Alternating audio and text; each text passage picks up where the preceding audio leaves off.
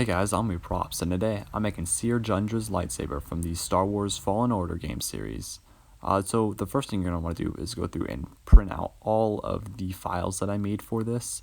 Well, you could exclude the belt loop part, because you can make that out of an old wire, not even old, just a new wire that's stiff enough to hook onto your belt, and you just bend that into shape. I forgot to film myself painting all this stuff, so what I did for paint is I just painted everything a base layer of silver, and then went through and masked off the silver parts and went through and painted it a nice metallic gold color. And then I went through and removed all the masking tape using a hobby knife and some tweezers. You want to make sure you're careful when removing the masking tape, because you could accidentally peel up the paint layer, though that doesn't happen as often with metallic paints.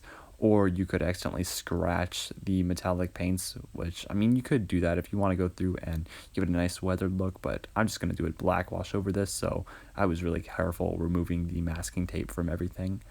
You can go through and wrap the hilt with some leather, which I just used some old faux leather that I had from a previous project. I think it was Thor's hammer, actually, is what I bought this for, but I have like 3 yards of it left, so I just used that. And then you can go through and super glue that on. I used CA glue just so I could control the amount that came out, but you can use whatever you want. Then I went through and applied a black wash over the whole hilt, just using some watered down black paint to sneak that into the crevices and everything to give it a nice worn look. And overall, I'm pretty happy with how this turned out. It's a pretty simple lightsaber as far as all the other ones I've made, but I like how it turned out.